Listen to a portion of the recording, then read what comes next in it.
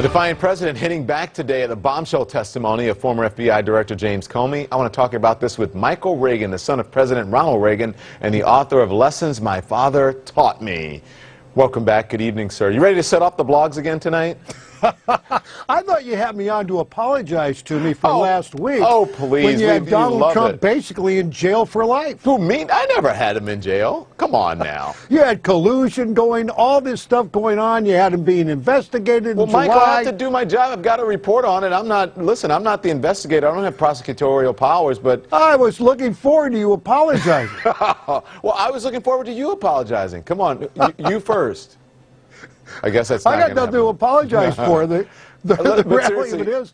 On a serious note, though, I want to get your reaction to the president promise. He said 100% that he will testify under oath. What do you think of that? Yeah, well, I think, you know, if he wants to, fine, but any lawyer would tell their client, you never want to say you're going to testify under oath. But I believe he could say that if indeed, to go to another question that you're probably going to ask, there probably are no tapes. So he could testify under oath and say what he's going to say, and Comey could testify under oath like he did, say what he's going to say, and say he said, and we're right back to where we are right now. Well, I'm going to ask you about, I wasn't going to ask you about the tapes, but I will, but don't you think, though, and I'm going to ask you about it because you brought it up. Really, I wasn't going to, but I will.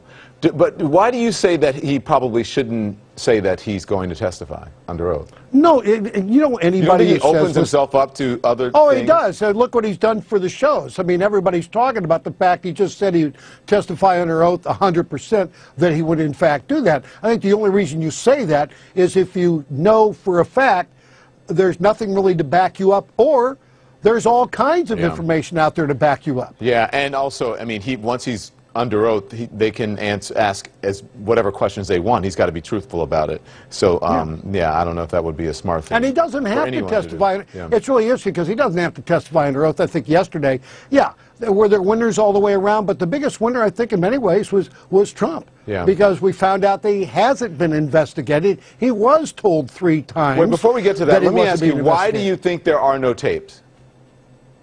Well, I just don't believe there are tapes. I think if there were tapes, you'd probably already have seen the tapes or heard the tapes. Yeah. So you mentioned collusion. We were joking in the beginning, but that wasn't what the hearing was about yesterday. No one said that there was no collusion. It said that they didn't really talk about it much. He said when he left, he didn't see any evidence of collusion, but that doesn't mean that it didn't happen.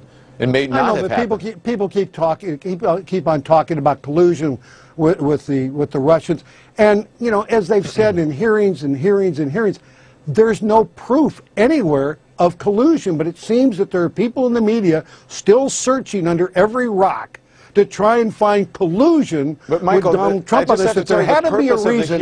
Go back for a minute. The purpose of the hearing yesterday was why he got fired.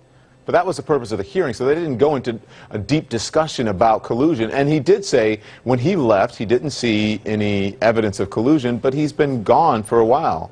Well, I think the media needs to take Comey at his word.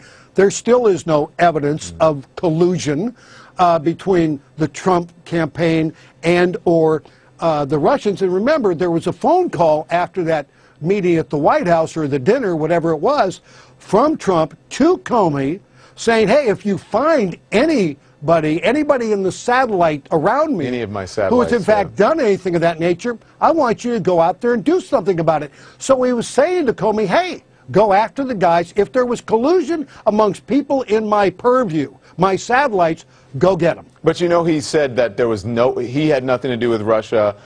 The people around him had nothing to do with Russia. That's what he was saying publicly, but then he's telling, you know, Comey behind the scenes, well, maybe some of my people did. So what he's saying to Comey... he didn't say some of his people might have. He said if you find it, go after them. He said satellites. He said maybe some of my satellites. But publicly he's saying no one associated with the Trump, the campaign, or the administration had anything to do with Russia or any ties that way. Let me tell you, having been in the Oval Office a few times, there are things that a president will say publicly they will certainly not say privately, or vice versa. So, I mean, to go on that side of the equation, you're not really going anywhere with this. I mean, the fact of the matter is, if there's somebody in his organization that did it, he said, go after him. But there's no proof that anybody in his organization worked with the Russians for WikiLeaks or anything of that nature.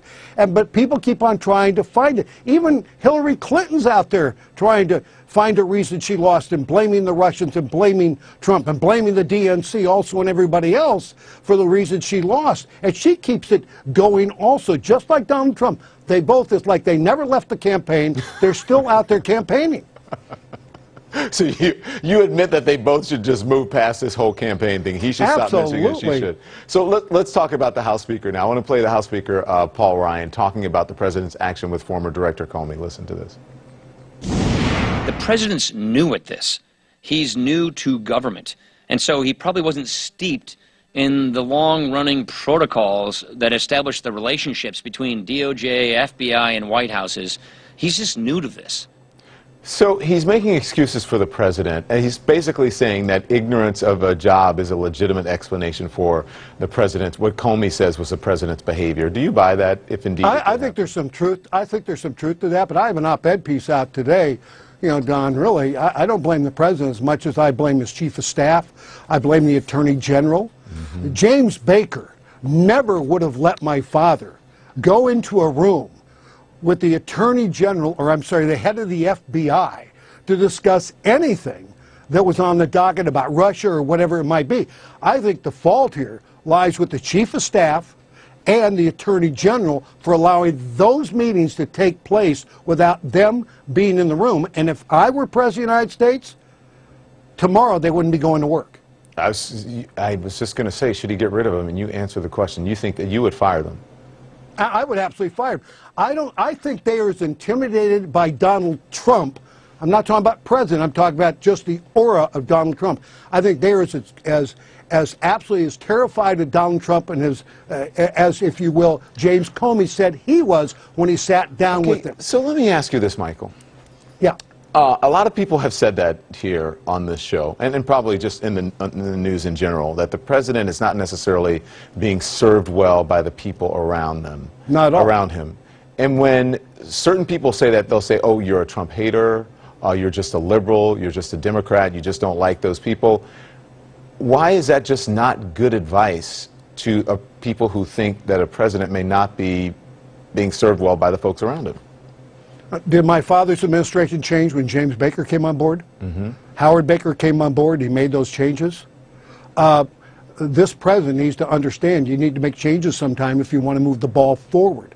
And he's not being served well because I don't think he respects those people in the Oval Office or in the White House that, in fact, he is hired to be put there. Mm-hmm. I think he looks at them as underlings, somebody who might work for one of his corporations. He needs somebody that's on an equal level that he, in fact, will respect and listen to, and when he can say to the President of the United States, Mr. President, don't go outside today and say you'll testify 100% under oath in a court of law. He needs that guy, and he needs the guy that he will listen to if he wants to move forward. Yeah, and just say, don't really talk about it. Let what happened yesterday stand on its own. Thank you. Hey, I was in the administration where those things happened, and thank God they did happen. Had they not happened, the Berlin Wall might still be up. Yeah.